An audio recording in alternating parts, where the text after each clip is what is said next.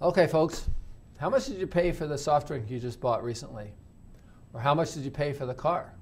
Well, that's all dealing with price.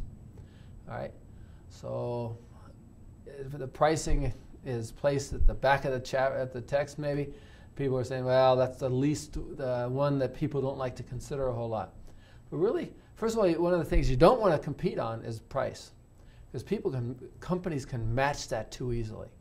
So, because let's say in the fast food industry, if McDonald's all of a sudden drops a price on a food product that they provide, it doesn't take very long for Burger King or Jack in the Box or other restaurants to drop the price and match it.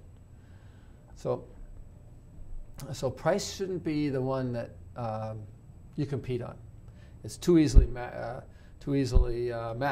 So when you look at whether or not it's distribution or the product itself or your promotion, sure, compete on those. But price is really something that you're saying to the public based on your research of customers and prospective customers that this is a high value, and therefore whatever the price is that you stipulate, that's what it's worth. Okay, so it represents the value of the benefits that the buyer gets. So take a look, consider women's cosmetics. Okay, they tend to be very high in price, relatively speaking.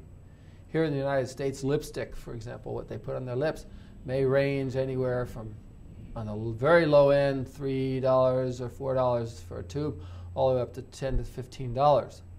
Okay, well, what is it about the higher level pricing versus the lower level pricing that makes it worthwhile? Well, it certainly is different consumers that will buy that, but the customers are saying the benefits they get out of the lipstick dictates the price. And that's really what you want to, in personal selling, to communicate, but the price tells the consumers, we think the value of this product or the value of the benefits that you're getting, it's worth this. And that's what you have to identify. Price is hard to figure out because you have to take into consideration what are your costs, but what are the benefits and what are the outcomes, what are the benefits people are looking for, and also what are your goals. So some of the influences of pricing, certainly you as a company, you have to consider what's the competition charging. Very few products are in a monopoly market, so you have to identify what's the competition. So if you're Hewlett-Packard making printers, what's Epson doing? Okay, what are some of the others, Toshiba, doing? What are they charging for a comparable product? Okay, then you have to look at government regulations. Are there any stipulations or any safety factors or disposal fees of chemicals, for example? That's going to raise the price and will influence your product. What resources are available? If you listen, lately people are concerned about the availability of water. So that if the availability of water drops, the price of products that use a lot of water are going to go up. Maybe certain components of your cell phones or your laptops can't be found as readily available. Well, that's going to raise the price. If people find alternative uses of other products, they can use those components instead of maybe a rare metal, they can use something else. But certainly you have to take into consideration other influences. May be, what are your goals? Some companies may price their products a little bit high to recover their costs.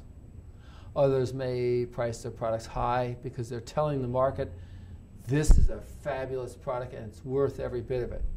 So for example, if you look at automobiles, you have Toyota and you have a division of Toyota which provides Lexus automobiles. So a Camry and a Lexus, they're not the same obviously, but they're pretty close. Okay, well some people will pay the higher price for the Lexus, even though they're not, it may not be as, whatever that price differential is, may not be totally there. There's a lot of profit in that. But some people want that, perceive that that's a higher quality product and they're willing to pay for it. Great. It's also, you may price your products on the low side to keep the competition out. Because look at it this way, if your product has high profit or very rapid and increasing sales and that's going into a huge market, that may draw attention from the competition. They may say, we can make that product and we can actually make it better and we can get into the market very quickly. So you may have just drawn some competition to you by having a high price. So you may have to consider, I better keep the price a little bit low so the competition won't jump in to provide substitute products. Okay, so so from a strategy standpoint, you may be trying to discourage the visibility and discourage the competition from coming in.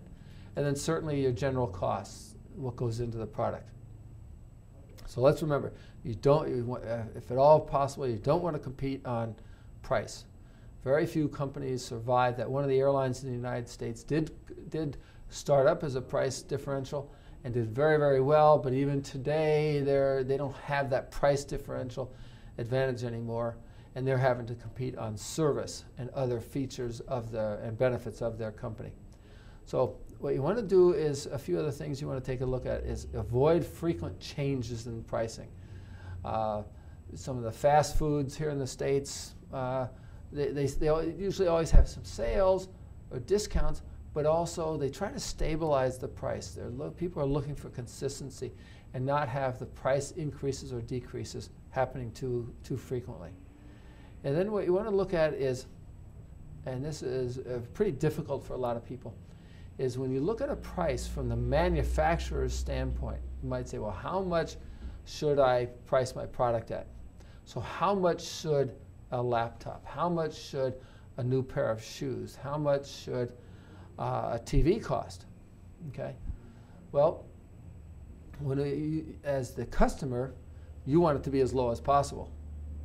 But as a manufacturer, you want it to be as high as possible to get repeat purchases, that makes sense. But what you need to do is identify what are your costs. And in this category, I say, look at the components of the product and what are their costs. Okay. And this takes a little bit of time, and it's worthwhile taking a look at. But you should be able to come up with about 25 or 30 components of each product, and what do they cost.